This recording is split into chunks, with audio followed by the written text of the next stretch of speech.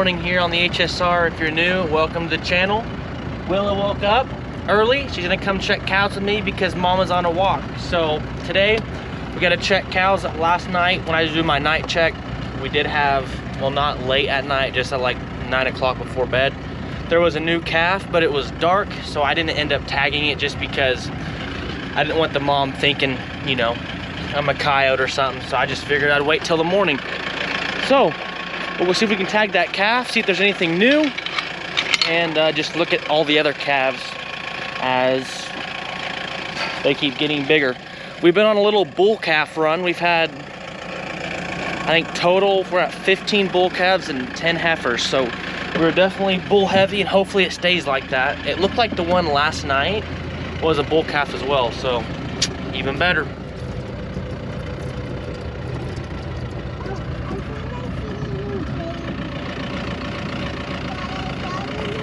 Here's 2 calves we had yesterday.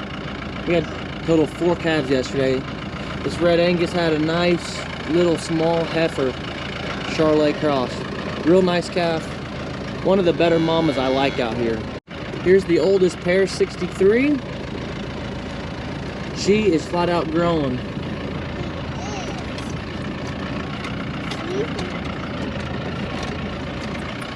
There's my youngest daughter's cow and her little calf, little heifer. Willa, you had a little bull calf, right? What's his name? Grass. We named him Grass because that's one of her favorite names to name stuff. Little red, that's a full Charolais cross. We named the rooster Grass too. And our rooster's name is Grass as well. So we have a lot of grasses on our ranch.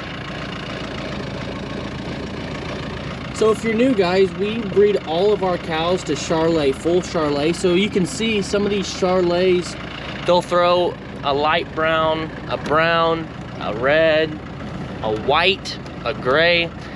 So it's actually kind of fun to pull up to a calf and see what it's gonna be like. But you still know you get that full Charolais, so you're gonna get all that growth. It's pretty cool. And we have some black ones because we bought black ones. We bought some new cows and they were bred either black or Charolais, and we've ended up having 3 black calves. So, but everything turned out good. They're all alive. Let's go find that new calf, Rosie. Most of these cows over here have not calved yet. We've got quite a few getting close. You know, like here, number 67. She's not even really building a bag yet, so it'll probably be another month before she has a calf. But most of these cows are getting close, real close.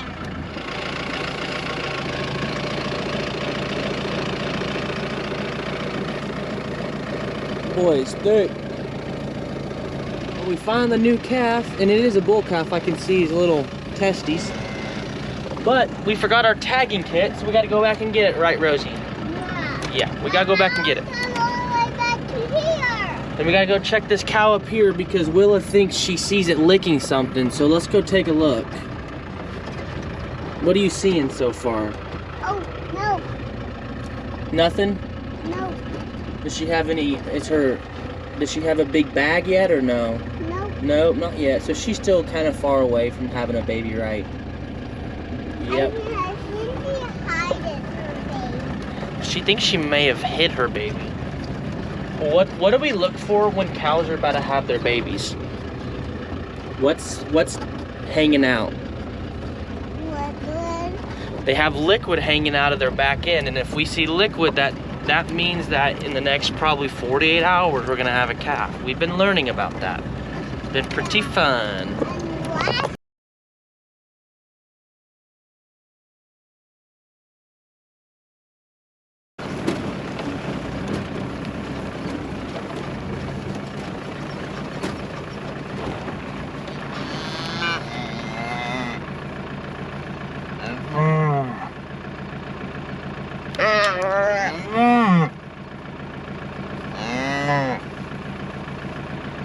Alright, so we just got the calf tagged. All we do at birth is we just put a tag in there to see if it's a bull or heifer. The way I see it is same as with my kids. I don't vaccinate as soon as they come out. I don't think there's any reason to. I think by like 5 or 6 weeks with with my girls, we don't vaccinate at all, just because you don't know what the heck's in there. That's a story for a different time. But at like 5 or 6 weeks, these calves will be, we figure that's about the time they start going downhill. And that's just kind of over the last 3 years I've seen that. And so when we brand them, which we don't really brand, we call it branding, but we rope and drag the calves, we knife cut them and give them 2 rounds of shots, and that's when they get their shots. And then they won't get another shot until pre-weaning, which we have plans for that this year, depending on how it goes. So we have options this year with weaning, maybe running them on grass and just getting them up to 700 pounds and making some more money on them. But what? You ready to go? Okay, let me finish talking real quick, okay? Anyways, Willa's ready to go home because Mom's done with her walk and she wants to go inside and it's a little chilly. Anyways, that's what we do at birth. We just give them an ear tag, see if it's a bull or heifer, and then we just monitor. If they need something, we're not afraid to give it to them. But I just personally think everything they need is gonna come from their mom's milk and that colostrum. So at the end of the day, that's what I think. If I'm wrong or right, I don't know, but that's what our operation does. But anyways, guys, let me get you set up here. What we do next, we got our calf book. I like to use the same book from my first year. Here's our heifers, our fall cows from 2023, fall cows 2024, and we got the fall cows for 25. We're up to, let's see here, we had number 99. She had a calf 9-2 because it was last night. I seen it about 9 o'clock. It was a bull. That puts us up to 15 bulls and 10 heifers. We did end up losing 2 bull calves. Just, I don't know, one mom's laid on her calf and the other one just couldn't get it out. But then she ended up getting it out. I don't know. It was also the cow that's jumped out of our corral about 5 times. The wheel corral, so she's kind of crazy. To put it into simple words, she is crazy. So I don't really know. But anyways, so right now we have, let's see here, there'll be 14 calves here on my place, and then in our leased pasture there's 11 pair out there, just because those pairs are older and we didn't need to have all them cows on this grass here at my house. Another little update is our triticale is slowly coming into place here. I don't know if you can see it. I'll try to get a better video. Maybe I can drive over there real quick, and maybe in the next 45 days we'll have a little something to graze. That's the plan, at least. And we'll be putting embryos in these cows. It's gonna get real busy. We've got to get the rest of the corral put together. And so we have a lot of stuff going on. But with that being said, guys, I'm going to show you guys a triticale here in a second and kind of tell you guys about our grazing plans for this winter. All right, y'all, we're out here in the triticale. This is my first time ever having this on our property. Like I said, this is only the first year we had sedan. Then we put Milo in, then we took a fallow year, and we put triticale in this year. So it's really interesting to see how this stuff grows. I'm not real familiar with any really crops. I grew up in the feedlot, working, you know, my dad manages a feed yard. And so that's kind of what I grew up doing. And so farming really wasn't a big deal. I have a neighbor who has been helping me out farming. And his recommendations were to plant some triticale because he knew we had fall cows. And this used to be a butter in the Monarch program. And let me just say this, guys. There were so many stickers, sunflowers. This thing hadn't been in production for like 20 years. So if you're looking at the farm ground and saying, wow, that looks terrible.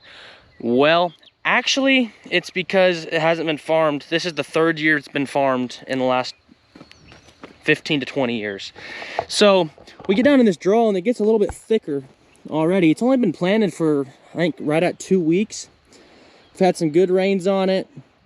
And kind of my thought process through having the triticale is, it is kind of expensive, but this year we are doing embryos in our cows for a bull rancher, and we're getting paid X amount of dollars per embryo calf over market value, which we'll talk about that in a different video. If you guys are interested, let me know in the comments. But I just figured they're gonna cycle a lot better after doing a lot of research. They're gonna cycle really good on this triticale, so syncing them up should be a lot easier with them on this. And when we baled the sedan, there were so many stickers that we got some lump jaws and stuff like that because of it. So my thought process is if I can graze it, maybe those cows will graze the stickers and all the weeds and everything down, that, you know, maybe in the next 5 years, this could be some highly productive farm ground to where if we ever potentially sell this place or keep it, we're just in the clear, if that makes sense. So what my process and my thought is with this farm ground, there's right at 50 acres. And I'm thinking I really only have one gate and it's up in the corner to access this. I have brand new fence around this whole deal, so it doesn't make sense not to graze it because I put brand new fence up around it when we first moved here. I'm thinking about putting a hot wire across halfway, about 25 acres, which would be, I don't know if you guys can see, but it'd be somewhere right in this area, straight across to maybe the top of the hill. And kind of rotationally grazing this triticale. I know, you know, with having 45 cows and 45 calves on here, there's gonna be a lot of them pounding it and a lot of pressure on it. And I don't plan on grazing it, you know, for 3 months and grazing it into the earth and just stomping everything down. My thought process is if you can graze them for 2 or 3 days, take them off for maybe 2 or 3 days on this side, go to 2 or 3 days on that side, let some of this come back up. And I don't know how the regrowth works because I've never used it before, but I'm kind of experimenting and seeing if it is cheaper to plant triticale and then to feed, you know, in the winter, maybe feeding less alfalfa and feed bales and let them eat this, and maybe just putting some dry grass hay up in the little horse pasture. And so another thing we have is a horse pasture. It's 15 acres and it goes from the road. It's the same length as this farm ground, but it's very short. It's just really long. And so that's kind of my thought process, is they're gonna have that 15 acres of CRP to bed down. I mean, they're gonna really eat it down a lot. And I understand that. So that's kind of my thought process. They'll have 15 acres. And if we can rotationally graze this triticale, we can put pressure off the ground and compaction and all of that and kind of move them back and forth to where we're not just stomping the whole entire deal into the ground, if that makes sense. Because if you think about it, they walk from this gate all the way to the far end of the pasture and walk all the way back in here. That's a lot of footsteps, you know, every day going in and out 2 or 3 times. But if I cut it in half and they're only going halfway and back, I think that would make more sense. And if I have a gate, my idea is up by that H-brace. I don't know if you guys can see it. It's right there on the hill. I'm gonna cut the fence because there's just T-posts on each side, put another H-brace and put a gate there, and that'll be where I hot wire to where they have to walk through the CRP to the water, because I put a self-water in. And let's go take a look at that right now. So my little horse pasture has been a very much work in progress. There was no fence around any of this. So from these trees all the way over to the far side, there was no fence. I put all this fence brand new in the beginning of 2023 when we first moved here. There was no water, so we ended up trenching a line across the road through here. That's why there's no grass, to get a hydrant. And then here about, I don't know, 2 months ago, I ordered a Cobet water, and we trenched from this line, so we still have a hydrant here to put a big tank to put a Cobet water in for this winter. They're really nice. They're earth warmed. I'm not sponsored by them, but if they want to do a partnership, I wouldn't be mad about it. Cobet, let me know.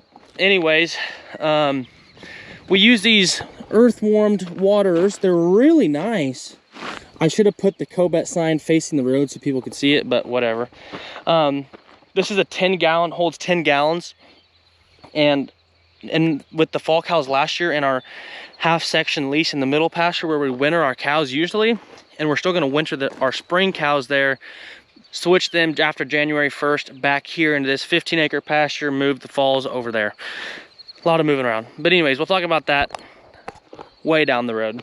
But this will be the second one we have. I wanna put one, I genuinely think I'm gonna put one in every single pasture to where they have automatic waters in all of them, and I'll still have stock tanks for, you know, winter when you need extra, sorry, for summer when you need extra water. All right, y'all, with that being said, I've rambled on enough. We actually are going to Kansas City today. My dad's coming down, staying at the house, take care of the animals, and we'll be back tomorrow, Saturday morning. Just a quick trip. We got a few things we got to get done down there. But with that being said, I appreciate you guys. We got a lot of stuff accomplished this morning. Well, not really a lot, but we checked the cows. We talked about our grazing plans with you guys, so you guys are kind of up to date on where we're at with our fall cows and our grazing situation, also with calving. Appreciate you guys. We'll catch you in the next one. Peace.